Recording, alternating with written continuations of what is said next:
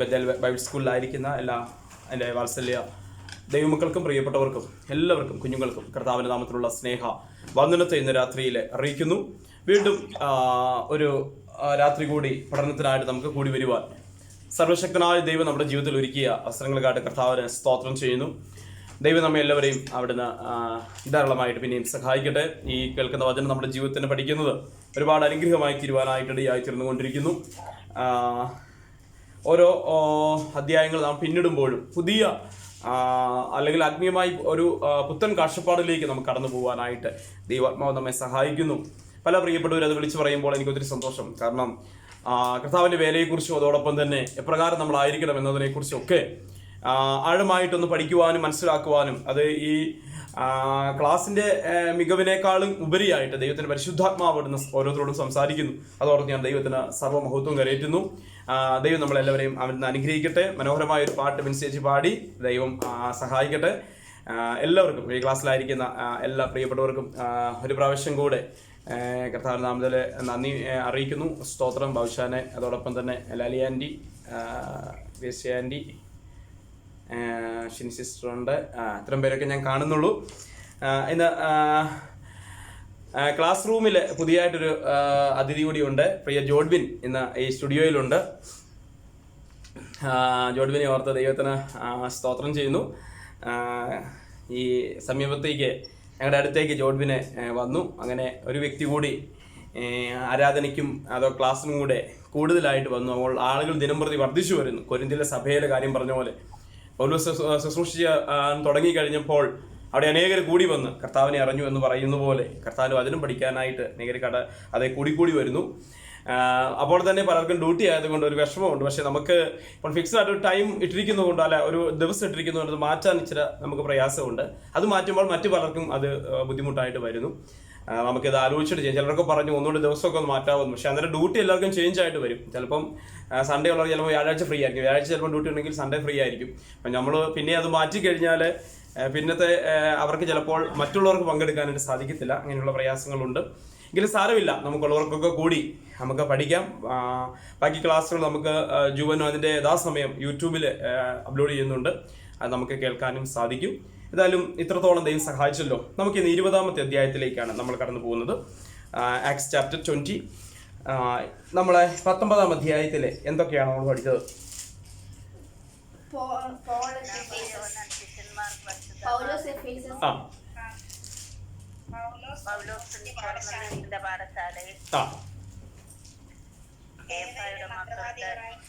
സ്തേവയുടെ മക്കള് പിശാചി ചാടി വീണവർ ഓടിപ്പോകുന്നു. ആർത്തമീസ് ദേവി. അങ്ങനെ ആ ക്ഷേത്രത്തെ കുറിച്ചൊക്കെ നമ്മളിങ്ങനെ പറയാനായിട്ടിടയായി തീർന്നു അല്ലെ. ആർത്തമീസ് ദേവി എന്തിന്റെ പ്രതീകമാണെന്നാണ് നമ്മൾ കഴിഞ്ഞ ആഴ്ചയിൽ പഠിച്ചത്.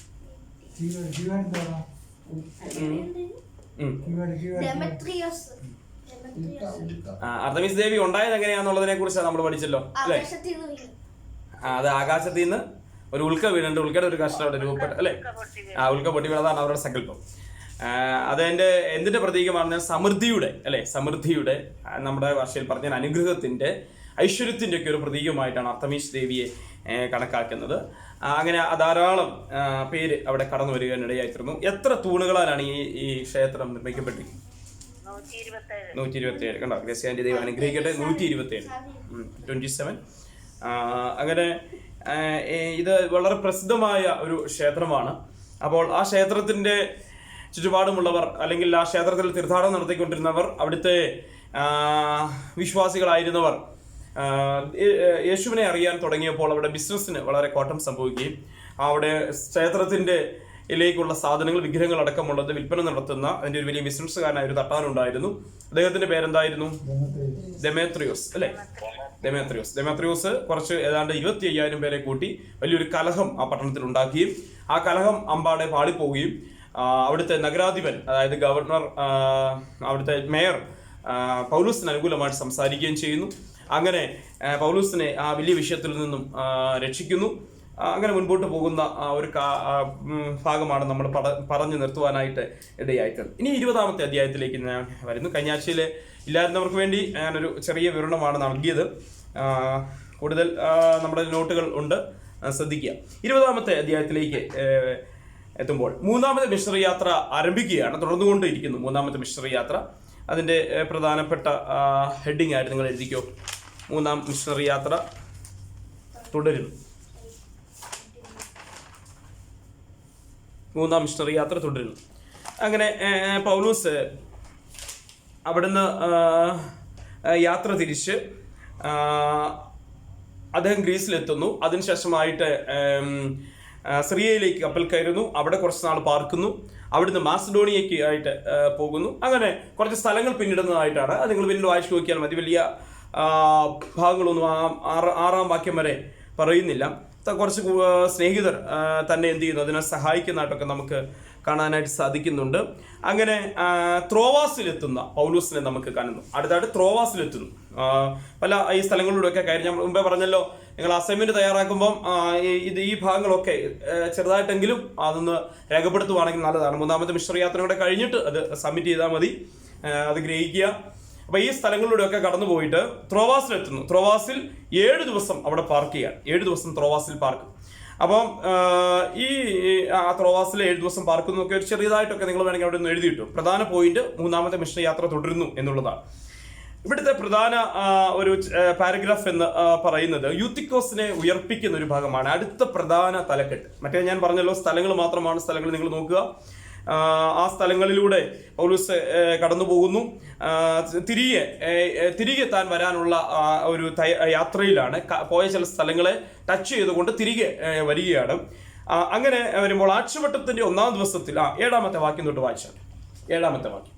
Now on the first day of the week, when the disciples came together to break bread, Paul, ready to depart the next day, spoke to them and continued his message until midnight. മലയാളത്തിൽ ഒന്ന് വായിച്ചാട്ടെ. Thank you.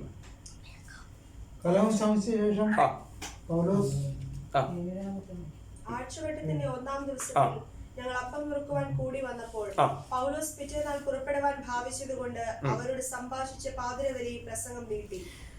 അവിടുന്ന് പുറപ്പെടാൻ തുടങ്ങുന്ന ഒരു പൗലോസിനെ കാണുന്നു. അപ്പോൾ അവിടെ ആഴ്ചവട്ടത്തിന്റെ 1-ാം ദിവസത്തെ കുറിച്ച് വളരെ പ്രാധാന്യം കൊടുത്തുകൊണ്ട് ആഴ്ചവട്ടത്തിന്റെ 1-ാം ദിവസം കർത്താവിന് ഉയർപ്പിനോടുള്ള ബന്ധത്തില് ആദ്യകാലം മുതൽക്ക് തന്നെ ആഴ്ചവട്ടത്തിന്റെ 1-ാം ദിവസം ആരാധനയ്ക്കും പ്രാർത്ഥനയ്ക്കും അപ്പം നുറുക്കലുമായിട്ട് കൂടി വന്നതായിട്ട് നമുക്ക് കാണുവാനായിട്ട് സാധിക്കുന്നുണ്ട്. 1 കൊരിന്തി 11:23 ആർക്കെങ്കിലും ഒന്ന് വായിക്കാം. 1 കൊരിന്തി 11:23 നിങ്ങളൊന്ന് നോട്ട് ചെയ്ത് വെച്ചാൽ മാത്രം മതി. ആ വാക്യം വായിക്കുന്ന പറ്റുന്നവരൊന്ന് വായിക്കാം.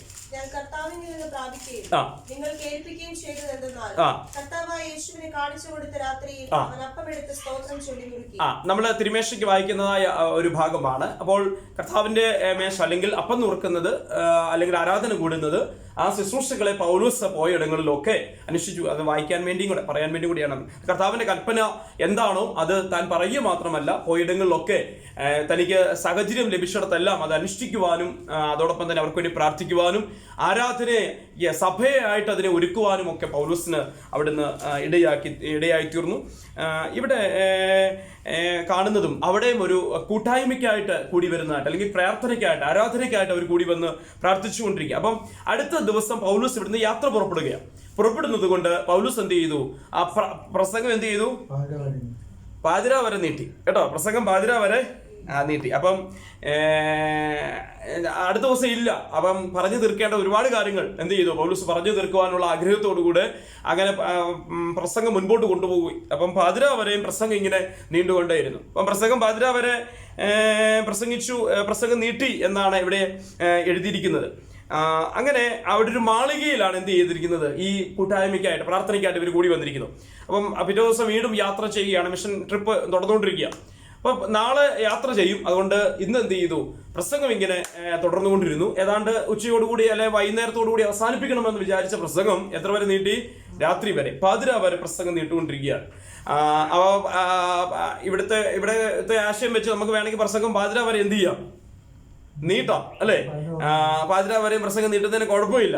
പൗലോസ് പാതിര വരെ എന്ത് ചെയ്തു, പ്രസംഗം നീട്ടി. ദൈവം കൊടുത്ത ഒരു ആലോചന പ്രകാരം മുൻപോട്ട് പോയതുകൊണ്ട് ആ ഒരു ഗൈഡൻസിൽ നിന്നുകൊണ്ട് പാതിര വരെയും പ്രസംഗം മുൻപോട്ട് അതേ പോയത്. പക്ഷേ ആ ഒരു സാഹചര്യം വ്യത്യസ്തമാണ്. നമ്മൾ പ്രസംഗം നീട്ടിയത് കൊണ്ട് അവിടെ ഒരു പ്രശ്നം ഉണ്ടായി എന്നുള്ളതല്ല അവിടെ എഴുതിയിരിക്കുന്നത്, നമുക്ക് കാണാനായിട്ട് സാധിക്കുന്നുണ്ട്. അടുത്ത വാക്യം കൂടെ നിങ്ങളൊന്ന് വായിച്ചാട്ടെ.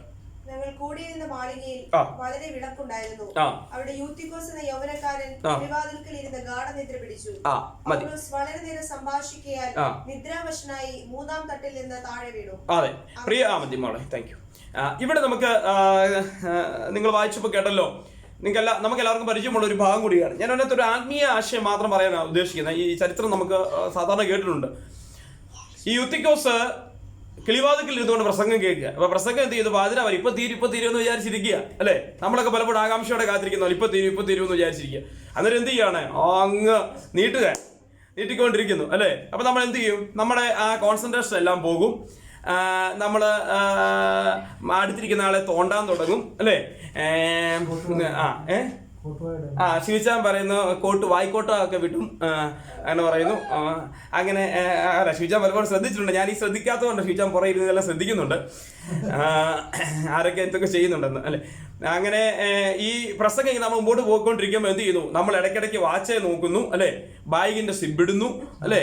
ഇങ്ങനെയുള്ള കണ്ണാടി നമ്മൾ കണ്ണേ നൂരുന്നു, മടക്കുന്നു അല്ലെ? വീണ്ടും നമ്മൾ വെട്ടിക്കകത്ത് വെക്കുന്നു, വീണ്ടും ആ ബോക്സ് തുറക്കുന്നു, വീണ്ടും കണ്ണാടി ഒന്നുകൂടി എടുത്ത് വെക്കുന്നു, വീണ്ടും കണ്ണാടി ഊരുന്നു, വീണ്ടും പെട്ടിക്കകത്ത് വെക്കുന്നു. ഇങ്ങനെയുള്ള പ്രക്രിയകൾ നമ്മളിങ്ങനെ തുടർന്നുകൊണ്ടേയിരിക്കും അല്ലെ? തൂവാലി എടുക്കുന്നു, കുടയുന്നു, മടക്കുന്നു അല്ലെ? വീണ്ടും അതെന്ത് ചെയ്യുന്നു? ബാഗിന്റെ സൈഡിലത്തെ ഉറയിലേക്ക് വെക്കുന്നു. അല്പം കഴിയുമ്പോൾ സിബ് വീണ്ടും ഓപ്പൺ ചെയ്യുന്നു, വീണ്ടും ആ തൂവാലി എടുക്കുന്നു, ഒന്നുകൂടെ മുഖം തൂക്കുന്നു, വീണ്ടും വെക്കുന്നു.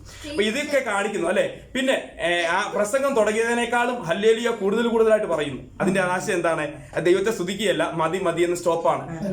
നിർത്തിക്കോ കർത്താവിന്റെ ദാസനെ എന്നുള്ള ആ ഒരു മുന്നറിയിപ്പാണ് അവിടെ തരുന്നത് അല്ലെ? എല്ലാവരും കണ്ടോ അല്ലെ? ആ സ്തോത്രത്തിന് ഒരു പ്രത്യേകത ഹല്ലേലൂയയ്ക്ക്. കാരണം പ്രസംഗം തുടങ്ങുമ്പോഴോ അതിന്റെ മധ്യഭാഗത്തോ ഒന്നും അത്ര നല്ല ആ ഒരു ദൂതൊക്കെ വന്നാലും നമ്മൾ ഹല്ലേലൂയ ഒന്നും പറയത്തില്ല, നമ്മൾ ജാഗരിച്ചിരിക്കത്തേ ഉള്ളൂ അല്ലെ? എന്നാൽ ഈ അവസാന നിമിഷം ആകെ ഇനി എന്താണ് 10 മിനിറ്റ് മുൻപോട്ട് പോയെങ്കിൽ ഹല്ലേലൂയ ഇങ്ങനെ കൂടി വരും നമുക്ക് കാണാം. നിർത്താറായി. പക്ഷേ ഇവിടെ ഇരുന്നവരെല്ലാവരും, ഞാൻ നിങ്ങളുടെ ഒരു ശ്രദ്ധയും കൂടെ കൊണ്ടുവരാൻ വേണ്ടി കൂടെയാണ് പറഞ്ഞു കേട്ടോ. ഇവിടെ പ്രസംഗം കേട്ടുകൊണ്ടിരുന്നവരൊക്കെ നല്ല നിലയിൽ ആ പ്രസംഗം ശ്രദ്ധിച്ചുകൊണ്ടിരിക്കുന്നത്. കാരണം പൗലോസ് നാളെ പോകുന്നതിനുള്ള മനപ്രയാസം, വളരെ ഒരു പ്രയാസം. പിന്നെ കുറച്ചുകൂടെ ഇത് ശ്രദ്ധിക്കാനുള്ള യാത്ര പോകുന്നു, അത് കുറച്ചുകൂടെ ഇവർക്ക് കേൾക്കണമെന്നുള്ളതാണെങ്കിലും മറ്റാരും ഇവിടെ അത്ര ഉപദേശിക്കാൻ സമർത്ഥരായിട്ടില്ല ഇത് കേൾക്കാനായിട്ട്.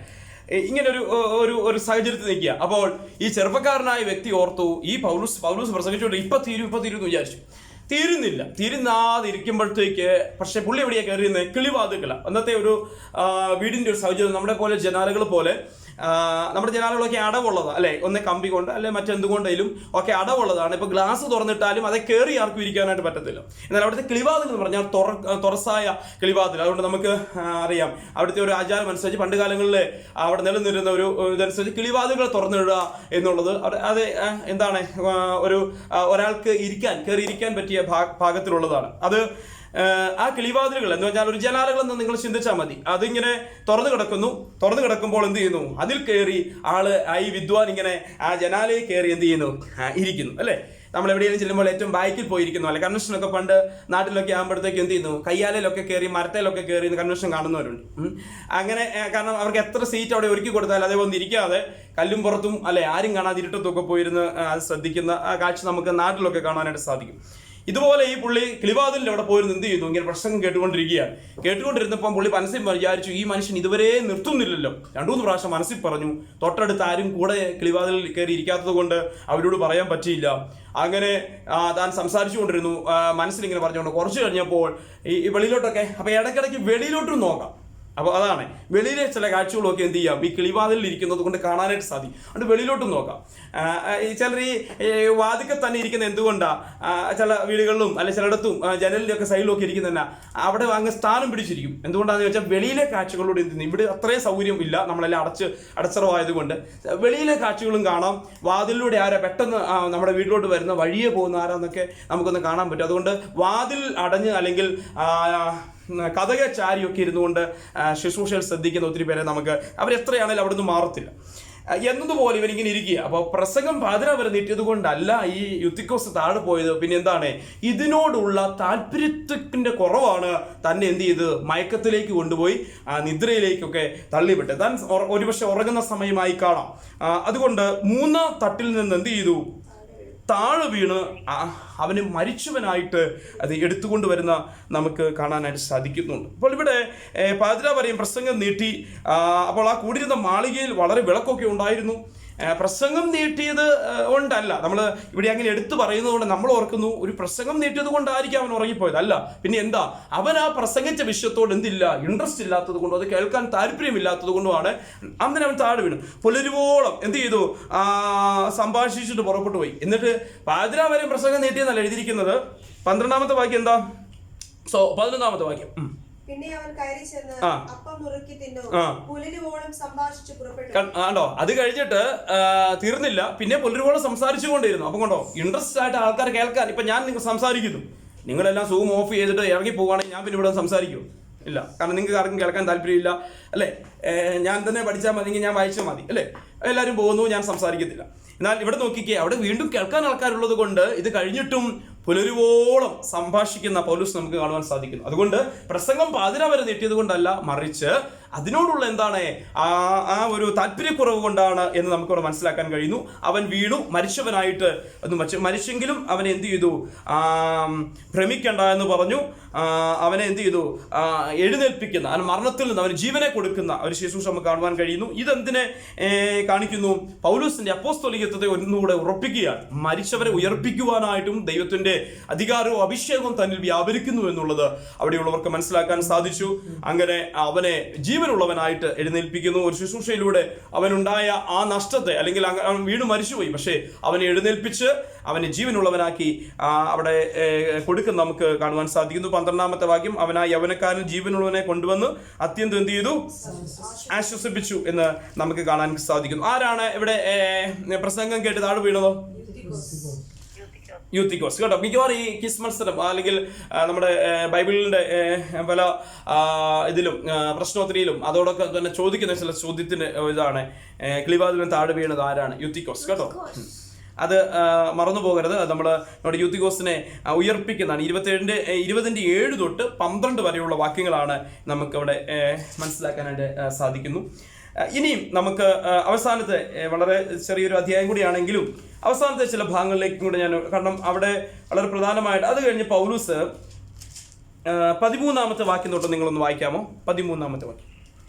ഞങ്ങൾ മുൻപായി കപ്പൽ കയറി പൗലോസിനെ അസ്സോസിൽ വെച്ച് മാറ്റിക്കൊള്ളുവാൻ വിചാരിച്ച് അവിടെ കൂടി. അവൻ കാൽനടയായി വരുവാൻ വിചാരിച്ച് ഇങ്ങനെ ചട്ടം കെട്ടിയിരുന്നു. അവൻ അസ്സോസിൽ ഞങ്ങളോട് ചേർന്നപ്പോൾ അവനെ കയറ്റി മിതുലേനയിൽ മതി. ഇതൊക്കെ നിങ്ങളൊന്ന് വായിച്ചു നോക്കിയാൽ മതി. അത് കഴിഞ്ഞ് മിതുലേനയിൽ നിന്നും അടുത്തത് കിയാസ് ദ്വീപ്, അത് കഴിഞ്ഞ് സാമോസില്, ഇങ്ങനെ മുമ്പോട്ട് പോയിക്കൊണ്ടിരിക്കുന്ന ദ്വീപുകളെ ടച്ച് ചെയ്ത് പോകുന്ന ഒരു കാഴ്ചയാണ് നമുക്ക് കാണുവാനായിട്ട് അത് സാധിക്കുന്നത്. പിന്നെയും എഫെസോസിലേക്ക് കടന്നു പോകാതെ പൗലോസ് തന്റെ യാത്ര തുടരുകയാണ്. അതിന്റെ 17-ാമത്തെ വാക്യത്തില് മിലേത്തോസിൽ നിന്ന് ആളയച്ച് സഭയിലെ മൂപ്പന്മാരെ, അടുത്ത പ്രധാന ഒരു ഹെഡിങ് ആയിട്ട് നിങ്ങൾ എഴുതിക്കുക, എഫെസോസിലെ മൂപ്പന്മാരെ വരുത്തുന്നു കേട്ടോ. അതൊരു പ്രധാനപ്പെട്ട ഒരു കാര്യമാണ്. ഇനി നമുക്കാണ് ഈ ചാപ്റ്ററിലെ ഏറ്റവും പ്രധാന ഒരു ഭാഗത്തിലേക്ക് നമ്മൾ കടന്നു വരുന്നത്. ഒന്ന്, ആദ്യം മിഷണറിയാത്ര തുടരുന്ന ഭാഗമാണ്. 2, യൂത്തിക്കോസിന്റെ ജീവനെ കൊടുക്കുന്നു, മരണത്തിൽ അവൻ മരിക്കുന്നു, ജീവനെ കൊടുക്കുന്നു. 3-ാമത് എഫെസോസിലെ മൂപ്പന്മാരെ വരുത്തുന്നു. അപ്പോൾ എഫെസോസ് സഭയ്ക്ക് മൂപ്പന്മാരെ ആക്കി വെച്ചിട്ടാണ് പൗലോസ് യാത്രകൾ തുടരുന്നത്. പൗലോസിന്റെ ഒരു പ്രത്യേകത എന്ന് പറഞ്ഞാൽ, ഏത് സഭ അവിടെ സ്റ്റാർട്ട് ചെയ്യുന്നുവോ, ഏത് സഭ ഉടലെടുക്കുന്നുവോ അവിടെ പ്രാപ്തരായ, ദൈവാത്മാവ് നിയോഗിതരായ, പരിശുദ്ധാത്മാവിന്റെ നിറവുള്ള, അല്ലെങ്കിൽ വചനത്തോട് കുറച്ച് അറിവുള്ള പ്രിയപ്പെട്ടവരെ അവിടുത്തെ മൂപ്പന്മാരാക്കി വെക്കുന്ന ഒരു ശുശ്രൂഷ, അല്ലെങ്കിൽ അങ്ങനെ ഒരു കീഴ്വഴക്കം ഉണ്ടായിരുന്നു നമുക്ക് കാണാൻ സാധിക്കുന്നുണ്ട്. ആ ഒരു ശുശ്രൂഷയാണ് പല സഭകളും വളരാനായിട്ടിടയായത്. അപ്പോൾ ഓരോ സഭയ്ക്കും മൂപ്പന്മാരെ എന്ത് ചെയ്തു, പരിശുദ്ധാത്മാവാക്കി വെക്കുന്നു. അപ്പോൾ പൗലോസ് പ്രാർത്ഥിച്ച് ചിലരെ അതിനെ നിയോഗിക്കുന്നു. അങ്ങനെ എഫെസോസിലും മൂപ്പന്മാരെ ആക്കി വെച്ച ഒരു പൗലോസിനെ നമുക്ക് കാണുവാനായിട്ട് അതേ സാധിക്കുന്നുണ്ട്. അങ്ങനെ മൂപ്പന്മാരെ ആക്കി വെച്ചിട്ട് പോകുന്നു. ആ എഫെസോസിൽ മൂപ്പന്മാരെ ആക്കി വെക്കുമ്പോൾ ശ്രദ്ധിച്ചോണം, മൂപ്പന്മാരെ ആക്കി വെക്കുമ്പോൾ ആ മൂപ്പന്മാരെന്ത് ചെയ്തു, സഭയെ പരിപാലിച്ചുകൊണ്ടിരിക്കുക. അങ്ങനെ പൗലോസ് തിരിച്ചു പോരുമ്പോൾ എവിടെ വരെ എത്തിയെന്നാണ് പറഞ്ഞത്, മിലേത്തോസിൽ നിന്ന് മിലേത്തോസിലെത്തുന്നു കേട്ടോ. എവിടെയാ എത്തി എന്നുള്ളതിനെ കുറിച്ച് നിങ്ങളൊന്ന് നോട്ട് ചെയ്ത് വെച്ചോ. മിലേത്തോസിൽ വെച്ച് മൂപ്പന്മാരെ വിളിച്ചു വരുത്തുക. അവിടുത്തെ അങ്ങോട്ട് ഇനിയും പോകാൻ നേരമില്ല. അങ്ങോട്ട് പോയി കഴിഞ്ഞാൽ തിരികെ വരാൻ പറ്റാത്ത പോലെ ഒരു സാഹചര്യമുണ്ട്. അതുകൊണ്ട് പൗലോസിന് ഇനി അങ്ങോട്ട് പോകാൻ കഴിഞ്ഞില്ല. ഇതിന്റെ പോകാത്തതിന്റെ കാരണം ചരിത്രം പറയുന്നത്, തനിക്ക് വീണ്ടും മടങ്ങിയൊക്കെ പോകണോ തനിക്ക് ആഗ്രഹമുണ്ട്. പക്ഷേ പട്ടണങ്ങൾ തോറും കലഹങ്ങൾ ഉണ്ടായിക്കൊണ്ടിരിക്കുക. പൗലോസ് വരുന്നു എന്നുള്ളത് ഒരു പട്ടണത്തിൽ നിന്ന് അടുത്ത പട്ടണം ന്യൂസ് കൊടുത്തുകൊണ്ട് തന്നെ പട്ടണത്തിൽ കയറ്റാതിരിക്കാൻ തക്കവണ്ണമായിട്ട് ചിലർ ചട്ടം കെട്ടി തനിക്കെതിരെ വധഭീഷണി മുഴക്കിക്കൊണ്ടിരിക്കുന്നത് കൊണ്ട് തന്റെ ശിഷ്യന്മാർ പറഞ്ഞു, ഇനിയുള്ള യാത്രകൾ എന്ത് ചെയ്യണ്ട, ഇനി ബാക്കി അവരുടെ കാര്യങ്ങൾ നോക്കിക്കോളും, നീ ഇനി മടങ്ങി വരണ്ടെന്ന് പറഞ്ഞ് അവരെ തടയുന്നതായിട്ട് നമുക്ക് കാണാനായിട്ട് സാധിക്കുന്നുണ്ട്. അങ്ങനെ മൂപ്പന്മാരെ അത് വിളിച്ചു വരുത്തുന്നു. 17-ാം വാക്യം തൊട്ട് 24 വരെയുള്ള വാക്യങ്ങളിൽ നമുക്കത് കാണാനായിട്ട് സാധിക്കുന്നുണ്ട്. അങ്ങനെ അവിടുത്തെ പ്രവർത്തനങ്ങളെക്കുറിച്ചും താൻ അവിടെ ചെയ്ത കാര്യത്തെക്കുറിച്ചും ഒക്കെ പൗലോസ് മിലേത്തോസിൽ എഫെസോസിലെ മൂപ്പന്മാരെ വിളിച്ചു വരുത്തി എന്ത് ചെയ്യുന്നു, വിവരിക്കുന്നതായിട്ട് നമുക്ക് കാണാൻ കഴിയുന്നു. അതിന്റെ 19-ാമത്തെ വാക്യം വളരെ സുവിശേഷ വേലയിൽ നമ്മൾ അനുഷ്ഠിക്കേണ്ട 1-2 പൗലോസിന്റെ അനുഭവ ഗുണങ്ങൾ കൂടെ നമ്മളിവിടെ പഠിച്ചുകൊണ്ട് നമ്മൾ അവസാനിപ്പിക്കും. ഞാൻ ആസിയിൽ വന്ന 1-ാം നാൾ മുതൽ എല്ലായ്പ്പോഴും നിങ്ങളുടെ കൂടെ എങ്ങനെയായിരുന്നു, വളരെ താഴ്മയോടും കണ്ണുനീരോടും യഹൂദന്മാരുടെ കൂട്ടുകെട്ടുകളാൽ എനിക്കുണ്ടായ കഷ്ടങ്ങളോടും കൂടെ കർത്താവിനെ സേവിച്ചു വന്നുവെന്നും പ്രയോജനമുള്ളതൊന്നും മറച്ചു വെക്കാതെ. മതി. അതിന്റെ ഒരു സബ് പോയിന്റ് ആയിട്ട് നിങ്ങൾക്ക് വേണമെങ്കിൽ എഴുതാനായിട്ട് കഴിയും. ഒന്ന്, എങ്ങനെയായിരുന്നു എഫെസോസിൽ അല്ലെങ്കിൽ മൂപ്പന്മാരെ വിളിച്ച തന്റെ പ്രവർത്തന രീതി എങ്ങനെയായിരുന്നു എന്നുള്ളത് നമുക്ക് കാണുന്നു. ഒന്ന്, എന്താണ്, വളരെ താഴ്മയോടെ അല്ലെ പ്രവർത്തനത്തിൽ ഏറ്റവും നമ്മൾ ശുഷ്കാന്തി കൊണ്ട് അല്ലെങ്കിൽ തീക്ഷ്ണതയോടെ കൃപാവരങ്ങളോടെ ഒക്കെ നമ്മൾ ഉപയോഗിക്കപ്പെടുമ്പോഴും നമ്മളിൽ വ്യാപരിക്കേണ്ടത് വളരെ താഴ്മയോടുകൂടെ ഉള്ള ഒരു പ്രവർത്തന ശൈലി. 2, എന്താണ്, കണ്ണുനീരോടുകൂടെ ദൈവസന്നിധിയിൽ പ്രാർത്ഥിക്കുന്ന, കണ്ണുനീരോട് ദൈവത്തോട് പ്രാർത്ഥിക്കുന്ന ഒരു പൗലോസിനെ, തന്നെ സമ്പാദിച്ച സഭയ്ക്ക് വേണ്ടി, തൻ്റെ ജനത്തിനു വേണ്ടി, മൂപ്പന്മാർക്ക് വേണ്ടി, സഭയിലെ അംഗങ്ങൾക്ക് വേണ്ടി, തൻ്റെ കൂട്ടുവേലക്കാർക്ക് വേണ്ടി കണ്ണുനീരൊഴുക്കുന്ന ഒരു പൗലോസിനെ നമുക്ക് അതേ കാണാൻ സാധിക്കുന്നു. ആകയാൽ പ്രിയപ്പെട്ടവരെ, നമ്മുടെ ഇതിനിടയിൽ ഞാനൊരു കാര്യം കൂടെ പറഞ്ഞു പോവുകയാണ്. അതേ താഴ്മയും അതോടൊപ്പം തന്നെ കണ്ണുനീരും എവിടെയൊക്കെയോ അത് വീഴുന്നുണ്ടോ അവിടെയെല്ലാം ദൈവത്തിന്റെ നന്മയും അനുഗ്രഹങ്ങളും ദൈവത്തിൻ്റെതായ എന്താണ് സഭയുടെ വളർച്ചയും ദൈവസഭയുടെ വളർച്ചയും സാധ്യമായി തീരുമെന്ന് നമുക്ക് ഈ ഭാഗങ്ങളിൽ നിന്ന് കാണുവാൻ കഴിയുന്നു. ഒരൊറ്റ മനുഷ്യനായിട്ട് താൻ നിൽക്കുകയാണ്. അപ്പോൾ തനിക്ക് വേണമെങ്കിൽ തൻ്റെ പല കാര്യങ്ങൾക്കായിട്ടും പലതും തനിക്ക് തൻ്റെ കാഴ്ചപ്പാടിനെ മാറ്റാം. പക്ഷെ ദൈവം ഏൽപ്പിച്ച കാഴ്ചപ്പാടിനെ മാറ്റാതെ വളരെ താഴ്മയോടുകൂടെ താൻ നിൽക്കുന്നു. മറിച്ച് രണ്ടാമത് കണ്ണുനീരോടുകൂടെ ദൈവസഭയുടെ വളർച്ചയ്ക്ക് വേണ്ടി അത് പ്രവർത്തിക്കുന്നു. 3-ാമത്തെ കാര്യം എന്താണെന്നറിയാമോ? യഹൂദന്മാരുടെ കൂട്ടുകെട്ടുകളാൽ എന്താണ് കഷ്ടങ്ങൾ ഉണ്ടായപ്പോൾ അതോടുകൂടെയും കർത്താവിനെ എന്ത് ചെയ്തു, സേവിക്കുന്ന പൗലോസിനെ നമുക്ക് കാണാമെങ്കിൽ. ഒന്ന്, വളരെ താഴ്മ, കണ്ണുനീര്, കഷ്ടങ്ങളിലും കർത്താവിനെ സേവിക്കുന്ന പൗലോസ്. 3 കാര്യങ്ങൾ ഇവിടെ പൗലോസിന്റെ പ്രവർത്തന രീതികളിൽ നമുക്ക് കാണാൻ കഴിയുന്നുണ്ട്.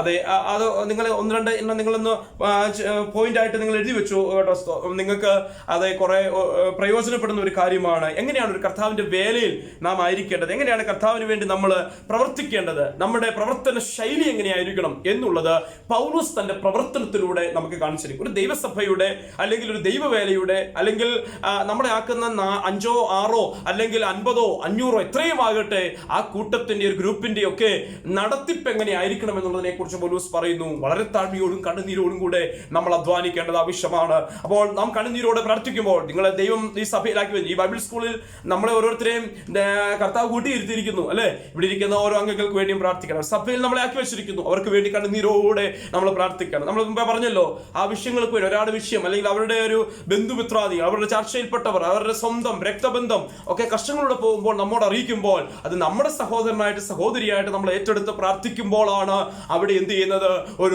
ഒരു കൂട്ടായ്മ ഉണ്ടാവുന്നത്.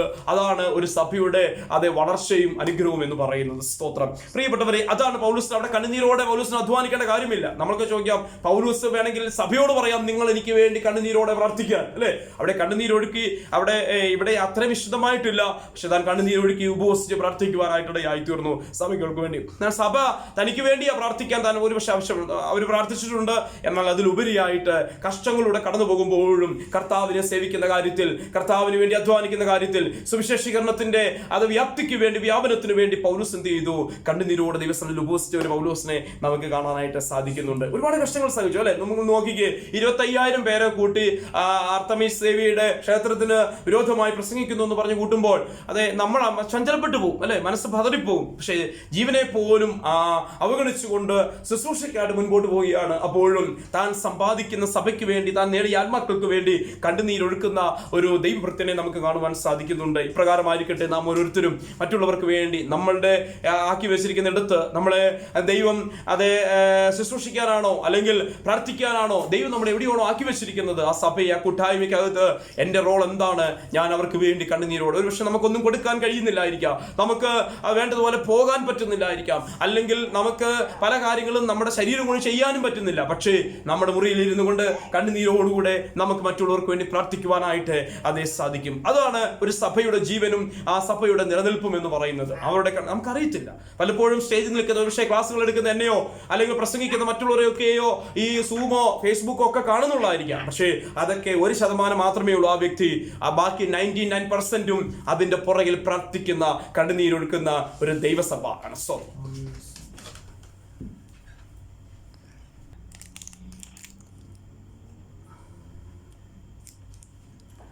അങ്ങനെ പൗലോസ് ദൈവസഭയ്ക്ക് വേണ്ടി അധ്വാനിച്ച കാര്യത്തെക്കുറിച്ച് വളരെ ശക്തമായ നിലയിൽ ആ ഭാഗം വായിച്ചപ്പോൾ എനിക്ക് ഓർത്ത് ഇത് ഏറ്റവും പ്രയോജനമുള്ള, ഈ അധ്യായത്തിൽ ഏറ്റവും പ്രയോജനമുള്ള ഒരു ഭാഗമായിട്ട് എനിക്ക് മനസ്സിലാക്കുവാനായിട്ട് സാധിച്ചു. അത് എന്നെയും സ്പർശിച്ചു. അടുത്ത വാക്യം വായിക്കുന്നു, 20-ാമത്തെ വാക്യം. എന്നും പ്രയോജനമുള്ളതൊന്നും വെക്കാതെ പരസ്യമായും വീടുതോറും നിങ്ങളോട് അറിയിക്കുകയും ഉപദേശിക്കുകയും ചെയ്തു. കണ്ടോ, പ്രയോജനമുള്ളതൊന്നും എന്ത് ചെയ്തില്ല, മറച്ചു വെച്ചില്ല. കണ്ടോ, പൗലോസിന്റെ ഒരു ശുശ്രൂഷയുടെ പ്രത്യേകത എന്ന് പറഞ്ഞാൽ എനിക്കോ നിങ്ങൾക്കോ പ്രയോജനമുള്ളത് എന്താണോ അത് മറച്ചു വെക്കാതെ സഭ തോറും മാത്രമല്ല വീടുകൾ തോറും. അപ്പോൾ അവിടെ എഴുതിയിരിക്കുന്ന ഒരു ചരിത്രത്തിന്റെ ഭാഗം എഴുതിയിരിക്കുന്നത് പൗലോസ് കഷ്ടങ്ങളും ഇത് ഈ ശുശ്രൂഷയ്ക്കെതിരെയും വലിയൊരു അപ്പോസ്തലൻ, ബഹുമാന്യനായ അപ്പോസ്തലൻ, ശക്തനായ ഒരു കർത്താവിന്റെ ദാസൻ, അഭിഷിക്തൻ, ഒരു ഏറ്റവും അതിശക്തനായ അല്ലെങ്കിൽ ഒരു മിഷണറി, ഈ ശുശ്രൂഷ മുൻപോട്ട് പോയിക്കൊണ്ടിരിക്കുമ്പോൾ തന്നെ ഈ എഫെസോസോ കൊരിന്തോ എവിടമാകട്ടെ ഏത് സഭകളിലും ഒരാൾ കഷ്ടങ്ങളിലോ പ്രയാസത്തിലോ പിന്മാറ്റത്തിലോ ഇരിക്കുമ്പോൾ അവരിൽ എന്താണ് ഓടിയെത്തുവാൻ പോലും പൗലോസ് സമയങ്ങളെ കണ്ടെത്തി അവർക്ക് പ്രയോജനമുള്ളതിനായിട്ട് പൗലോസ് അവരോട് കൂടി ഇരുന്ന് പ്രാർത്ഥിക്കുന്നു. അവർക്ക് വേണ്ടി ദൈവസന്നിധിയിൽ ഇടിവിൽ നിൽക്കുവാനും ഒക്കെ അതിടയായി തീർന്ന ഒരു വ്യക്തിയാണ് നമുക്ക് കാണുവാൻ കഴിയുന്നുണ്ട്. അപ്പോൾ മനസ്സിലാകുന്ന ഒരു വ്യക്തി തകരുന്നത് പോലും എന്താണ് അല്ലെങ്കിൽ പിന്മാറിപ്പോകുന്നത് പോലും പൗലോസിന്റെ ഹൃദയത്തെ സംബന്ധിച്ചിടത്തോളം വേദന ഉളവാക്കുന്ന ഒരു കാര്യമായിരുന്നു. അങ്ങനെയെങ്കിൽ പ്രിയപ്പെട്ടവരെ, ഒരു എത്രയോ ആത്മഭാരമുള്ള ഒരു ദൈവഭൃത്യനായിരുന്നു അതേ അപ്പോസ്തലനായ പൗലോസ് എന്ന് നമുക്കിതിൽ നിന്ന് മനസ്സിലാക്കുവാനായിട്ട് അതേ സാധിക്കുന്നു. വീടുകൾ തോറും പോലും കടന്നു പോകുന്ന അല്ലെ, ഇത്രയും ശ്രേഷ്ഠനായ ഒരു അപ്പോസ്തലന് അത് വീടുകളിൽ പോകാൻ സമയമില്ല. കണ്ടോ, ഒരു പട്ടണത്തിന് മറ്റൊരു പട്ടണത്തിലേക്ക്, ഒരു ദ്വീപിൽ നിന്ന് മറ്റൊരു ദ്വീപിലേക്ക്, ഒരു രാജ്യത്ത് നിന്ന് മറ്റൊരു രാജ്യത്തിലേക്ക് എന്നതുപോലെ സഞ്ചരിച്ചുകൊണ്ടിരിക്കുക. ആ സഞ്ചാരത്തിനിടയിലും എന്ത് ചെയ്തു, ഒരു വ്യക്തി കഷ്ടങ്ങളിൽ തകർന്നു കിടക്കുമ്പോൾ ആ വ്യക്തിയുടെ വീടുകളിലേക്ക് ഓടിയെത്തുവാൻ പോലും കഴിയുന്ന ഒരു പൗലോസിനെ നമുക്ക് കാണുന്നു. അത് പ്രയോജനമുള്ളതൊന്നും മറച്ചു വെക്കുക എന്ന് പറഞ്ഞാൽ, പ്രയോജനമുള്ളതെന്ന് പറഞ്ഞാൽ താനെ എന്തെങ്കിലുമൊക്കെ കൊണ്ടേ അവർക്ക് കൊടുത്തു എന്നുള്ളതിനേക്കാൾ ഉപരി തന്റെ ഹൃദയത്തിന് അല്ലെ ദൈവാത്മാവേൽപ്പിക്കുന്ന ആ ദൂതുകൾ അല്ലെങ്കിൽ പ്രാർത്ഥനയുടെ സപ്പോർട്ട്, മാനസികമായി തകർന്നിരിക്കുന്നവർക്ക് തന്റെ വാക്കുകളുടെ ആശ്വാസം ഒക്കെ താൻ നൽകി. അങ്ങനെ പ്രയോജനമുള്ളതെല്ലാം മറ്റുള്ളവർക്ക് വേണ്ടി ചെലവഴിച്ച അല്ലെങ്കിൽ എന്തെങ്കിലും സേവനം ചെയ്ത ഒരു ദൈവദാസനെ നമുക്കിവിടെ പരിചയപ്പെടുവാനായിട്ട് അതേ സാധിക്കുന്നു. അങ്ങനെ മുൻപോട്ട് പോകുന്നു. അതിനുശേഷം 22-ാമത്തെ വാക്യം കൂടെ നിങ്ങളൊന്ന് വായിച്ചു. കണ്ടോ, അപ്പൊ ആത്മാവിനാൽ ബന്ധിക്കപ്പെട്ടവനായിട്ട് താൻ യെരൂശലേമിലേക്ക് പോകുന്ന മടങ്ങി തിരികെ വരുന്ന ഒരു കാഴ്ചയാണ് നമുക്ക് കാണാൻ കഴിഞ്ഞത്. അപ്പോൾ അവരോട് വിളിച്ചു പറയുകയാണ്, നമ്മൾ സമ്പാദിച്ച സഭയെ നിങ്ങൾ എന്ത് ചെയ്യണം, നല്ലവണ്ണം നോക്കണം, നല്ലവണ്ണം പരിപാലിക്കണം, ദൈവസഭയെ എന്ത് ചെയ്യണം, വളർത്തണം, ദൈവസഭയ്ക്ക് വേണ്ട എല്ലാ ആത്മീയ പരിപോഷണങ്ങളും നൽകണമെന്നു പൗലോസ് ഈ എഫെസോസിലെ മൂപ്പന്മാരെ വിളിച്ചു വരുത്തി അവരോട് പറയുന്ന ഭാഗങ്ങളാണ് നമുക്ക് ഇത്രയും നേരം നമ്മൾ ശ്രദ്ധിച്ചത്. അപ്പോഴും പറയുന്നു, ഞാൻ എങ്ങനെ ബന്ധിക്കപ്പെട്ടവനായി തീരുന്നു, ആത്മാവിനാൽ ബന്ധിക്കപ്പെട്ടവനായിട്ട് തീരുന്നു. എത്ര സന്തോഷമുള്ള ഒരു വാക്കാ കേട്ടോ. നമ്മൾ ശുശ്രൂഷയിൽ എങ്ങനെ ആയിരിക്കണമെന്ന് അറിയാവോ, ആത്മാവിൽ ബന്ധിക്കപ്പെട്ടവരായി നമ്മൾ തീരണം. പരിശുദ്ധാത്മാവായിരിക്കണം നമ്മൾ എന്ത് ചെയ്യേണ്ടത്, അതെ നിയന്ത്രിക്കേണ്ടത്, നടത്തേണ്ടത് എന്ന് പറഞ്ഞാൽ, അതെ എൻ്റെ ഒരു ഭാഷയിൽ പറഞ്ഞാൽ പരിശുദ്ധാത്മാവ് നമ്മളെ എല്ലാ മേഖലകളിലും കെട്ടിയിടുന്നെങ്കിൽ അതെത്രയോ അനുഗ്രഹിക്കപ്പെട്ടതായ ഒരു കാര്യമാണ് അല്ലേ. നമ്മുടെ ഭൗതികമാകട്ടെ, ആത്മീയമാകട്ടെ, ബുദ്ധിപരമാകട്ടെ, മാനസികമാകട്ടെ, എല്ലായിടത്തും പരിശുദ്ധാത്മാവിന്റെ അത് കെട്ട്, പരിശുദ്ധാത്മാവിന്റെ ഒപ്പ്, പരിശുദ്ധാത്മാവിന്റെ പരിശുദ്ധാത്മാവിന്റെ സ്പർശനം ഉള്ള ഒരു ശുശ്രൂഷയാകണം നമ്മൾ. അതുകൊണ്ട് ആ വാക്ക് വളരെ ആഴമുള്ളതാണ്. ആത്മാവിനാൽ ഞാൻ അത് ബന്ധിക്കപ്പെട്ടിരിക്കുന്നു. അതുകൊണ്ട് എന്ത് ചെയ്യുന്നു? ആത്മാവ് ബന്ധിച്ച ഒരു വിഷയത്തെ മറ്റാർക്കും തൊടാനായിട്ട് സാധിക്കത്തില്ല, അല്ലേ? ആത്മാവിൽ നമ്മൾ ബന്ധിക്കപ്പെടണം കർത്താവിന്റെ വേലയിൽ. അതോടൊപ്പം തന്നെ നമ്മുടെ ആത്മീയ ജീവിതത്തിൽ മുൻപോട്ട് പോകുമ്പോൾ എല്ലാം നമ്മൾ ബന്ധിക്കപ്പെടേണ്ടത് ആത്മാവിനാൽ ബന്ധിക്കപ്പെട്ടിരുന്നു. മറ്റു പലരും നമ്മൾ ബന്ധിക്കപ്പെടേ ലോകപരമായ കാര്യങ്ങളിൽ, ഭൗതിക വിഷയങ്ങളിലൊക്കെ ബന്ധിക്കപ്പെട്ടവരായി പലരും നിൽക്കും. എന്നാൽ നമ്മൾ ബന്ധിക്കപ്പെടേണ്ടത്, ഇന്നോട്ട് നിങ്ങൾ പ്രാർത്ഥിക്കണം, ഞാൻ ആത്മാവിൽ ബന്ധിക്കപ്പെട്ട ഒരു ശുശ്രൂഷ, ഒരു കാഴ്ചപ്പാട്, ഒരു മുന്നോട്ടുള്ള ഒരു ആത്മാ നിയോഗം എനിക്ക് വേണം. അതിനുവേണ്ടി ഞാൻ ദൈവമേ അങ്ങേക്കാട്ട് എന്നെ സമർപ്പിക്കുന്നു എന്ന് നമുക്ക് പ്രാർത്ഥിക്കുവാനായിട്ട് അതേ സാധിക്കട്ടെ. എന്നിട്ട് 23-ാം വാക്യം കൂടെ ഒന്ന് വായിച്ചുകൊണ്ട് നമ്മൾ ആ പാരഗ്രാഫ് കൂടെ നിർത്തുകയാണ്. മൂപ്പന്മാരോടുള്ള സംഭാഷണം ഇതാണ്: ഞാനിങ്ങനെ അധ്വാനിച്ചു, നിങ്ങൾ അതിനെ എന്ത് ചെയ്യരുത്? തകർക്കരുത്, നിങ്ങൾ അതിനെ വളർത്തണം. അപ്പോൾ നമുക്ക് പൗലോസ് സംഭാഷിച്ചിട്ട് പറഞ്ഞു കൊടുക്കുന്ന ഒരു കാര്യമുണ്ട്: നിങ്ങൾ ദൈവസഭയെ വളർത്തണം. കാരണം കണ്ണുനീരോന്റെ ഫലമാണ് ദൈവസഭ. ഓരോ ദൈവസഭയും ഓരോ ചെറിയ കൂട്ടമാകട്ടെ, വലിയ കൂട്ടമാകട്ടെ, മെഗാ ചർച്ച ആകട്ടെ, ചെറുതാകട്ടെ, അതിന്റെ എല്ലാം പുറകിൽ അതിന്റെ ആരംഭം എന്ന് പറയുന്നത് കണ്ണുനീരിലും പ്രാർത്ഥനയിലും കുതിർന്നതാണ്. ഹല്ലേലൂയ. അതുകൊണ്ട് കണ്ണുനീരിന്റെ ഫലങ്ങളാണ് ഓരോ ദൈവസഭയും ദൈവത്തിന്റെ മുന്തിരിത്തോട്ടം എന്ന് പറയുന്നത്. അതുകൊണ്ട് കഴിവുണ്ടെങ്കിൽ നമ്മൾ അതിനെ വളർത്താനേ ശ്രമിക്കാവുള്ളൂ. ജീവിതത്തിൽ ഒരിക്കലും നമ്മൾ തളർത്താൻ അതിന് നിന്നു കൊടുക്കരുത്. ആരെങ്കിലും തളർത്താൻ ശ്രമിക്കുന്നുണ്ടെങ്കിൽ അവിടെ നിന്ന് നമ്മൾ ഓടിയകന്നോണം. കാരണം ദൈവത്തിന്റെ പരിശുദ്ധാത്മാവ് അത് നട്ടതിനെയാണ് നമ്മൾ തളർത്താൻ ശ്രമിക്കുന്നത്. പലപ്പോഴും അന്നേരം നമുക്കൊരു സന്തോഷമൊക്കെ തോന്നാം. പക്ഷേ ഭാവിയിൽ ചെറിയ തളർച്ചയും സന്തോഷവും ഒക്കെ നമ്മൾ കണ്ട്, അല്ലെങ്കിൽ മറ്റുള്ളവർ നമ്മളെ പ്രോത്സാഹിപ്പിക്കും, നന്നായിരിക്കുന്നു എന്നൊക്കെ പറയും. പക്ഷേ ഭാവിയിൽ അത് വലിയൊരു തളർച്ചയ്ക്ക് നമ്മൾ പാത്രങ്ങളായി തീരുവാനായിട്ട് സാധ്യതയുണ്ട്. അതുകൊണ്ട് പരിശുദ്ധാത്മാവ് നട്ട വിഷയത്തെ വളർത്തുക മാത്രമേ ചെയ്യുവാൻ നമുക്ക് അധികാരമുള്ളൂ. ഈ ഭൂമിയിൽ നമ്മെ ആക്കി വെച്ചിരിക്കുന്നതിനെ വളർത്താനാണ്. ഒരിക്കലും നമ്മൾ തളർത്തുന്ന ആരുടെയും കൂടെ കൂടരുത്. ആരുമായിട്ട് നമ്മൾ ഒട്ടരുത്. ആ തളർത്തുന്ന ഭാഗങ്ങൾ നമ്മൾ ഓടിയകന്നോണം. അത് നമ്മുടെക്കും നമ്മുടെ കുടുംബത്തിനും ഭാവിയിൽ തളർച്ചയായി മാറുമെന്നുള്ള കാര്യം കൂടെ ഇതിനകത്ത് നിന്ന് ഞാൻ ഓർപ്പിക്കുന്നു. അടുത്ത ഭാഗം കൂടെ ഞാൻ 23-ാമത്തെ വാക്യം കൂടെ വായിച്ച് നമുക്ക് ഇവിടുന്ന് വിട പറയാം. ബന്ധനങ്ങളും കഷ്ടങ്ങളും എനിക്കായി കാത്തിരിക്കുന്നുവെന്ന് പരിശുദ്ധാത്മാവ് പട്ടണം തോറും സാക്ഷ്യം പറയുന്നതല്ല. ഇത്രയും ആത്മാവിൽ ബന്ധിക്കപ്പെട്ട, നിങ്ങൾ ശ്രദ്ധിക്കുന്നുണ്ടല്ലോ അല്ലെ? ഇത്രയും ആത്മാവിൽ ബന്ധിക്കപ്പെട്ട് ആത്മശുശ്രൂഷയിൽ മുൻപോട്ട് പോകുന്ന ഒരു മനുഷ്യനെ കുറിച്ച് പരിശുദ്ധാത്മാവ് പട്ടണം തോറും സാക്ഷ്യം പറഞ്ഞുകൊണ്ടിരിക്കുക. അപ്പം ഓരോ പട്ടണത്തിലും ആക്കി വെച്ചിരിക്കുന്ന മൂപ്പന്മാരിലൂടെ, ഓരോ പട്ടണത്തിലും ആക്കി വെച്ചിരിക്കുന്ന അഭിഷിക്തന്മാരിലൂടെ, അവിടെ പ്രവാചകന്മാരുണ്ട്, ദൈവദൂത് പ്രാപിച്ചിരിക്കുന്നവരുണ്ട്, അരുളപ്പാടുകളെ സ്വീകരിക്കുന്നവരുണ്ട്. ഇവരോടൊക്കെ ഓരോ പട്ടണത്തിലും പൗലോസ് അങ്ങോട്ട് ചെല്ലുന്നതിന് മുന്നമേ ദൈവാത്മാവ് ഇടപെട്ടുകൊണ്ടിരിക്കുകയാണ്. ഇവിടെ വായിക്കുന്നത് എന്താണ്? ബന്ധനങ്ങളും കഷ്ടങ്ങളും എനിക്കാടെ കാത്തിരിക്കുന്നത് എന്ത് ചെയ്യുന്നു? പരിശുദ്ധാത്മാവ് പട്ടണം തോറും എന്ത് ചെയ്യുന്നു? സാക്ഷ്യം പറയുന്നു. കേട്ടോ, സ്തോത്രം. പട്ടണം തോറും പരിശുദ്ധാത്മാവ് പറഞ്ഞ സാക്ഷ്യം എന്താണെന്ന് അറിയാമോ? ബന്ധനവും കഷ്ടവും നിനക്ക് കാത്തിരിക്കുന്നു, അല്ലേ? ശരിക്കും ഒരു നല്ല ദൂത് കേൾക്കുമ്പോഴാണ് നമുക്ക് മുമ്പോട്ട് പോകാൻ പറ്റുന്നത്, അല്ലേ? നിനക്ക് കഷ്ടവും പ്രയാസവും എല്ലാം നിന്റെ പട്ടണം തോറും കാത്തിരിക്കാന്ന് പറഞ്ഞാൽ ആരാണ് മുമ്പോട്ട് പോകാൻ തയ്യാറാകുന്നത്, അല്ലെ? ആ പട്ടണത്തെ കഷ്ടം. അപ്പൊ നോക്കിക്കേ, കഷ്ടവും ബന്ധനവും അല്ലെങ്കിൽ പ്രയാസവും ഞെരുക്കവും ഒക്കെ വരുമ്പോൾ ചിലർ പറയും അത് പ്രാർത്ഥിക്കാതെ പോയിട്ടാ, ഉപവസിക്കാതെ പോയിട്ടാ, അല്ലെങ്കിൽ അവരുടെ കുഴപ്പമാ, സമയം തെറ്റിപ്പോയിട്ടാ, അവരെയും കൂട്ടുപിടിച്ചിട്ടാ എന്നൊക്കെ നമ്മൾ പറയും. പക്ഷേ നോക്കിക്കേ, ഇവിടെ ശക്തമായി ശുശ്രൂഷ ചെയ്തുകൊണ്ടിരിക്കുക, ശക്തമായി മുൻപോട്ട് പോയിക്കൊണ്ടിരിക്കുക, ആത്മാവിൽ ബന്ധിക്കപ്പെട്ടിരിക്കുക, അനേക സഭകളെ സ്ഥാപിച്ചു കഴിഞ്ഞു. ഏതാണ്ട് തന്റെ അവസാന മിഷൻ ട്രിപ്പിന്റെ അല്ലെങ്കിൽ അവസാനത്തെ മിഷണറി യാത്രയുടെ ഒടുക്കത്തിലേക്കൊക്കെ വന്നുകൊണ്ടിരിക്കുക. ആ സമയത്ത് പറയുന്നത് എന്താണ്? പട്ടണം തോറും എനിക്ക് പരിശുദ്ധാത്മാവ് പറയാതെ ബന്ധനങ്ങളും കഷ്ടങ്ങളും പൗലോസേ നിനക്ക് വേണ്ടി കാത്തിരിക്കുക എന്ന് പറഞ്ഞാൽ അവിടെ ബന്ധനവും കഷ്ടവും കാത്തിരിക്കുക, അത് ചെന്ന് നീ പ്രാപിച്ചോളനാണ്. നോക്കിക്കേ, പക്ഷേ നമ്മൾ പറഞ്ഞാൽ അത് കേട്ടിട്ട് ഒരാള് പോവോ? ആ ബന്ധനവും കഷ്ടവും അല്ല, അതൊക്കെ ഞാൻ എന്ത് കഷ്ടം സഹിച്ചാലും, ഞാൻ എന്തേരം ബന്ധിക്കപ്പെട്ടാലും ഒരു വ്യക്തി കൂടെ ദൈവരാജ്യത്തിന്റെ അവകാശിയായി തീരുന്നെങ്കിൽ അതാണ് എനിക്ക് ഏറ്റവും വലിയതെന്ന് പറഞ്ഞുകൊണ്ട് മുൻപോട്ട് നീങ്ങുന്ന ഒരു പൗലോസിനെ നമുക്ക് കാണുവാനായിട്ട് സാധിക്കുന്നുണ്ട്. ഹല്ലേലൂയ. ബന്ധനങ്ങളും കഷ്ടം എനിക്കായി കാത്തിരിക്കുന്നു എന്ന് പരിശുദ്ധാത്മാവ് പട്ടണത്തോട് സാക്ഷ്യം പറയുന്നല്ലാതെ അവിടെ എനിക്ക് എന്താ നേരിടാനുള്ളതെന്ന് അറിയത്തില്ല, അത് മാത്രം വെളിപ്പെടുത്തിയിട്ടില്ല. പക്ഷെ നിനക്ക് ബന്ധനവും കഷ്ടവുമാണെന്ന് ദൈവാത്മാവ് പട്ടണം തോറുമുള്ള മൂപ്പന്മാരിലൂടെ, ദൈവമക്കളിലൂടെ, അല്ലെങ്കിൽ അവിടുത്തെ ശക്തരായ അതേ പ്രവാചകരിലൂടെയൊക്കെ ദൈവം അവരെ അരുളി ചെയ്തുകൊണ്ടിരിക്കുകയാണ്. പൗലോസിന് ഇന്ന പട്ടണത്തിൽ കഷ്ടമുണ്ട്, ഇന്ന കഷ്ടത്തിൽ ബന്ധനമുണ്ട് എന്ന് വിളിച്ചു പറയുമ്പോഴും പൗലോസ് അതിനെയെല്ലാം സ്വീകരിക്കാൻ ഒരുക്കമായിട്ട് മുൻപോട്ട് പോയിരിക്കും അല്ലെ. എന്നാൽ നമുക്കൊരു 3 ദിവസം ഉപവാസ പ്രാർത്ഥന നടത്താം, അല്ലെ ഒരു 7 ദിവസം ഉപവാസ പ്രാർത്ഥന നടത്താം, നമുക്ക് ഒന്നുകൂടെ പ്രാർത്ഥിച്ച് നോക്കാം, കുറച്ച് ദിവസം നമുക്ക് ഇന്ന് ഇവിടെ ഇരുന്ന് നോക്കാം എന്ന് പറഞ്ഞ് അവിടെ തങ്ങുകയല്ല. ആ പട്ടണത്തിലേക്ക് പോയി മരണമാണ് മരണം, ജീവനാണ് ജീവൻ, യേശുവിനായിട്ട് അതെ തന്നെ വിട്ടുകൊടുത്ത ഒരു പൗലോസിനെ നമുക്ക് മനസ്സിലാക്കാനായിട്ട് അത് കഴിയുന്നുണ്ട്. ഈ ഭാഗം നമുക്ക് വായിക്കുമ്പോൾ മനസ്സിലാവുന്നു, ബന്ധനവും കഷ്ടവും ഒക്കെ എന്ത് ചെയ്യുന്നു, എനിക്ക് വേണ്ടി കാത്തിരിക്കുന്നു അല്ലെ.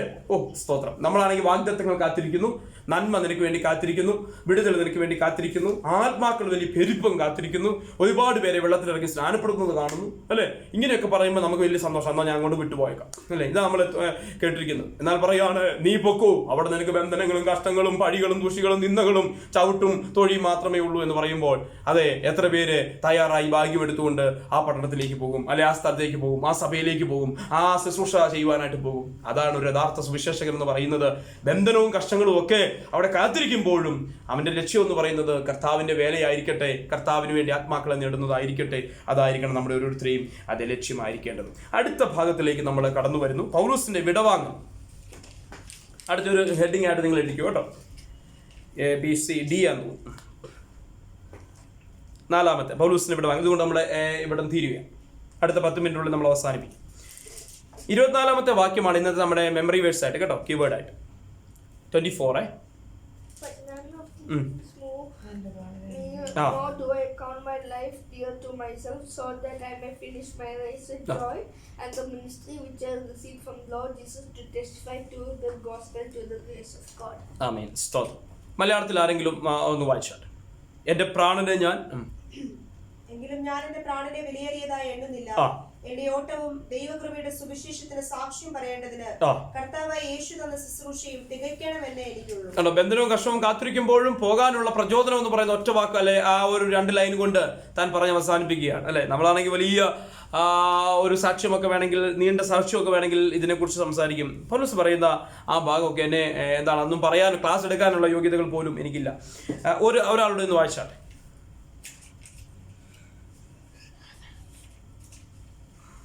ഞാൻ എന്റെ പ്രാണനെ വിലയേറിയതായി എണ്ണുന്നില്ല. എന്റെ ഓട്ടവും ദൈവകൃപയുടെ സുവിശേഷത്തിന് സാക്ഷ്യം പറയേണ്ടതിന് കർത്താവായ യേശു തന്ന ശുശ്രൂഷയും തികയ്ക്കണം എന്നേ ഉള്ളൂ. താങ്ക്സ്. വേറെ ഒരാള് ഇങ്ങോട്ട് ഒന്ന് വായിച്ചാൽ.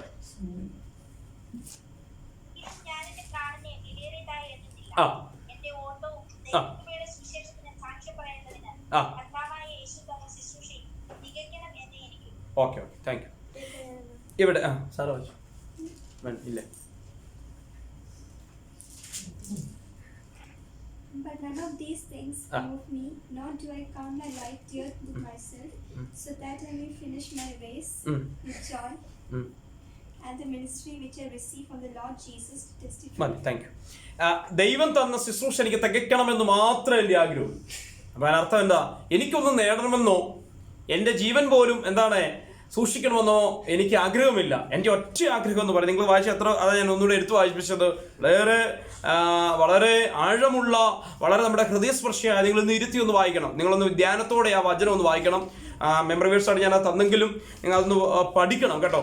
എൻ്റെ ഓട്ടവും ദൈവകൃപയുടെ സുവിശേഷത്തിന് സാക്ഷ്യം പറയേണ്ടതിന് കർത്താവായ യേശു എന്ന ശുശ്രൂഷയും തികയ്ക്കണമെന്ന് എനിക്കുള്ളൂ. എനിക്കുള്ള ഒറ്റ ലക്ഷ്യം, ഹല്ലേലൂയ, എൻ്റെ ലക്ഷ്യം എന്ന് പറയുന്നത്, എൻ്റെ അഭിമാനം എന്ന് പറയുന്നത്, എൻ്റെ സന്തോഷം എന്ന് പറയുന്നത്, എനിക്ക് ദൈവം തന്ന ശുശ്രൂഷ ഒന്ന് തികയ്ക്കണമെന്ന് മാത്രമേ അതേ ഉള്ളൂ. അതിന് ബന്ധനമാണെങ്കിലും കഷ്ടമാണെങ്കിലും പട്ടിണിയാണെങ്കിലും ഞെരുക്കമാണെങ്കിലും ആപത്താണെങ്കിലും വാളാണെങ്കിലും എന്താണെങ്കിലും അതൊന്നും എന്നെ എന്ത് ചെയ്യുന്നില്ല, പുറകോട്ട് കൊണ്ടുപോകുന്നില്ല.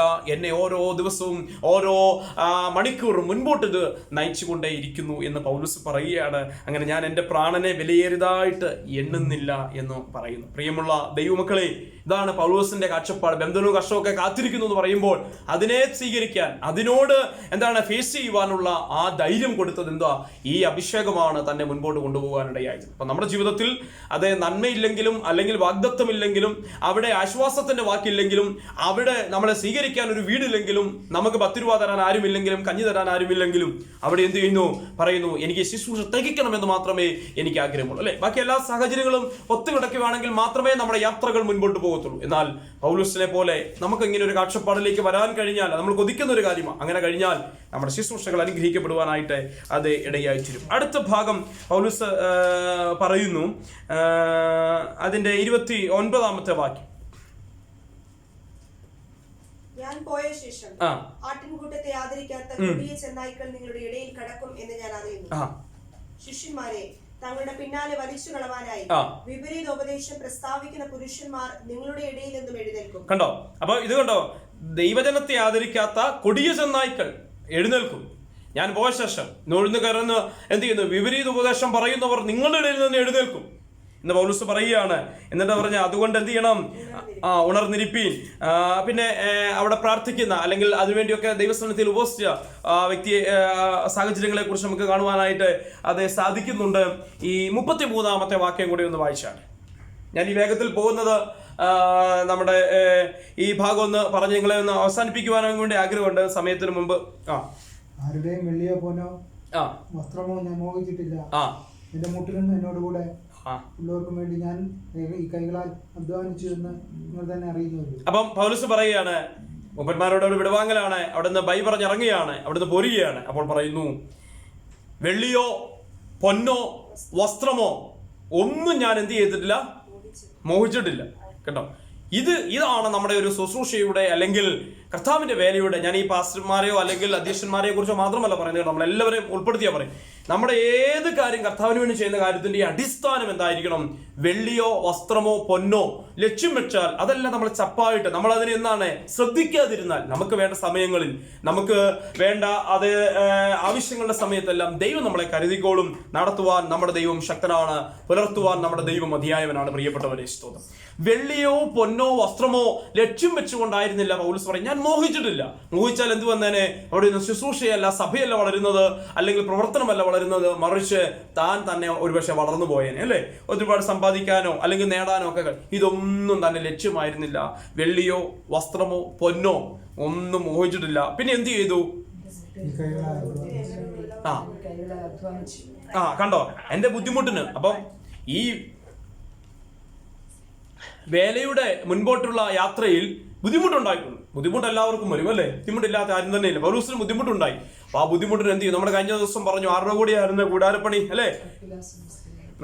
അതെ അതെ, സ്തോത്രം. അക്കില്ലാസിന്റെയും പ്രിസ്കില്ലയുടെയും ഒക്കെ ഒപ്പമായിട്ട് എന്ത് ചെയ്തു? കൂടാരപ്പണി ചെയ്തു പൗലോസ്. നമുക്ക് കഴിഞ്ഞ ചില അധ്യായങ്ങൾ പുറകിൽ നമ്മൾ വായിച്ചു, അല്ലേ? പഠിച്ചു.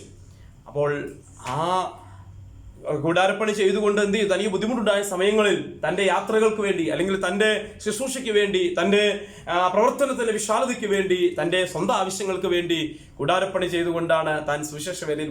ആരോട് ചോദിച്ചാലും കൊടുക്കും. ആര് താനൊന്നും പറയണ്ട, അതിനു മുമ്പേ എത്തിക്കുവാൻ പ്രാപ്തരായവർ ഒരുപാട് ആ സഭകളിലൊക്കെ തന്നെ സ്നേഹിക്കുന്ന ഒരുപാട് പേരുണ്ട്. അപ്പോഴും അതെല്ലാം താൻ വിലക്കിക്കൊണ്ട് പറഞ്ഞു, എനിക്കത് വേണ്ട, സ്വന്തം കൈ കൊണ്ട് അധ്വാനിച്ചാണ് മുട്ടുപോലും തൻ്റെ ബുദ്ധിമുട്ട് പോലും താൻ തീർത്തത്. നിങ്ങളുടെ വെള്ളിയോ പണമോ ഒന്നും ഞാൻ മോഹിച്ചിട്ടില്ല എന്ന് പൗലോസ് അവിടെ എന്ന് പറഞ്ഞാൽ എന്താണ്? അതെ, അവരെ പറഞ്ഞ് താൻ ഇങ്ങനെയൊക്കെ ചെയ്ത് തൻ്റെ ഒരു മാതൃകാ ജീവിതം അവിടെ വെളിപ്പെടുത്തുന്നതോടൊപ്പം തന്നെ താൻ പറഞ്ഞു മനസ്സിലാക്കിയാണ്, നിങ്ങളും ഇങ്ങനെ തന്നെ ആയിരിക്കണം. അതെ, ആട്ടിൻകൂട്ടത്തെ ആദരിക്കാത്ത കൊടിയ ചെന്നായ്ക്കൾ കടന്നു വരുമ്പോഴും നിങ്ങൾ എന്ത് ചെയ്യണം? അതെ, ഈ കൂട്ടത്തെ എന്ത് ചെയ്യണം? പ്രാർത്ഥനയോടുകൂടി ഇതിനെ പരിപാലിക്കണം എന്ന് പറഞ്ഞുകൊണ്ട് പൗലോസ് അവർക്ക് വളരെ ഒരു ആഴമേറിയ ഉപദേശം നൽകുന്നതായിട്ട് നമുക്ക് കാണാനായിട്ട് അതേ സാധിക്കുന്നുണ്ട്. 36 വാക്യം കൂടെ വായിച്ചുകൊണ്ട് നമ്മുടെ ഇന്നത്തെ ക്ലാസ് അതിന്റെ ചെയ്യാൻ ആഗ്രഹിക്കുന്നു. 36. ഇങ്ങനെ പറഞ്ഞിട്ട് അവൻ മുട്ടുകുത്തി അവരെല്ലാവരോടും കൂടെ പ്രാർത്ഥിച്ചു. എല്ലാവരും വളരെ കരഞ്ഞു. ഇനിമേൽ അവന്റെ മുഖം കാണുകയില്ല എന്ന് പറഞ്ഞ വാക്കിനാൽ അവർ ഏറ്റവും ദുഃഖിച്ച് പൗലോസിന്റെ കഴുത്തിൽ കെട്ടിപ്പിടിച്ച് അവനെ ചുംബിച്ച് കപ്പലോളം അവരുടെ കൂടെ വന്ന് അവനെ യാത്ര അയച്ചു. മതി, താങ്ക് യു. വളരെ എന്താണ് വിഷമമേറിയ ഒരു ഭാഗമാണ് ഇവിടെ നമുക്ക് വായിക്കുമ്പോൾ കാണാൻ. ഞാനത് പറയാൻ വിട്ടുപോയൊരു ഭാഗം കൂടെയാണ്. 25 വാക്യത്തിൽ പറയുന്നു, എന്നാൽ നിങ്ങളുടെ ദൈവരാജ്യം പ്രസംഗിച്ചുകൊണ്ട് നടന്നവനായ എന്റെ മുഖം ഇനി നിങ്ങൾ എന്ത് ചെയ്തില്ല, കാണുകയില്ല. കണ്ടോ, പൗലോസ് അത് അവിടെ പറയുമ്പോൾ അവിടെ ഹൃദയത്തിൽ വളരെ ആഴമായിട്ട് വേദനയായിട്ട് തീരുവാൻ, ഇനി നിങ്ങൾ ഇതെന്താണ് ഒരു അവസാന കൂടിക്കാഴ്ചയാണെന്ന് പറയുമ്പോൾ നമുക്ക് വലിയൊരു വിഷമമുണ്ടാകും. അതെ, ഒരാൾ നമ്മൾ പറയും ഇതെന്റെ അവസാന കൂടിക്കാഴ്ചയാണെന്ന് പറഞ്ഞാൽ നമുക്കാണെങ്കിലും പ്രയാസമുണ്ടാകും. എന്ന് പറഞ്ഞ പോലെ പൗലോസിനെ അവർ അത്യധികമായി സ്നേഹിച്ചതുകൊണ്ട് ആ വാക്ക് അവരുടെ ഹൃദയത്തെ വളരെയധികം തട്ടി. എന്നാൽ 36 വാക്യത്തിൽ നാം വായിച്ചു, ഇങ്ങനെ പറഞ്ഞിട്ട് അവൻ മുട്ടുകുത്തി അവരെല്ലാവരോടും കൂടെ പ്രാർത്ഥിക്കുവാനായിട്ട് അവർ പ്രാർത്ഥിച്ച് ആ മൂപ്പന്മാരെ ബ്ലസ് ചെയ്ത് അവരോട് പറഞ്ഞു, ദൈവസഭയെ നമ്മൾ സമ്പാദിച്ച അതേ ദൈവത്തിന്റെ അതേ ആത്മാക്കളെ നിങ്ങളെല്ലാവരും എന്ത് ചെയ്യണം, പരിപാലിക്കണം, നിങ്ങൾ സൂക്ഷിക്കണം, നിങ്ങൾ അവർക്ക് വേണ്ടി പ്രാർത്ഥിക്കണം എന്നുള്ള ആ ശക്തമേറിയ ഉപദേശം അവിടെ കൊടുക്കുന്നു. അങ്ങനെ ഏറ്റവും എന്ത് ചെയ്തു, അവർ ദുഃഖിച്ച് പൗലോസിന്റെ കഴുത്തി കെട്ടിപ്പിടിച്ച് ചുംബിച്ച് കപ്പലോളം അവനോട് കൂടെ അവനെ യാത്രയാക്കി. അടുത്ത ഇനി സോറിലേക്കൊക്കെ പോകുന്ന അടുത്ത ഭാഗമാണ്, നമുക്ക് പിന്നീട് പഠിക്കാം, അടുത്ത ക്ലാസ്സിൽ പഠിക്കാം. അതുകൊണ്ട് ഈ അധ്യായം നമ്മൾ അവസാനിക്കുകയാണ്. അങ്ങനെ ഒരു അനുഗ്രഹിക്കപ്പെട്ട മാതൃകയുള്ള ഒരു ദൈവഭൃത്യന്റെ, ഒരു ദൈവഭൃത്യം എന്ന് പറയാൻ പറ്റുന്ന ഒരു ശക്തനായ അപ്പോസ്തലന്റെ ഒരു സഭയോടുള്ള, അല്ലെങ്കിൽ എഫെസോസിലെ വിശുദ്ധന്മാർ, അല്ലെങ്കിൽ അവിടുത്തെ മൂപ്പന്മാരോടുള്ള ഉപദേശം നമുക്ക്, അല്ലെങ്കിൽ അവരോടുള്ള ഒരു സ്നേഹത്തിൽ കലർന്ന അതേ ഉപദേശം പറഞ്ഞുകൊണ്ട് താനെ വിടവാങ്ങുന്നതായിട്ട് കാണുന്നു.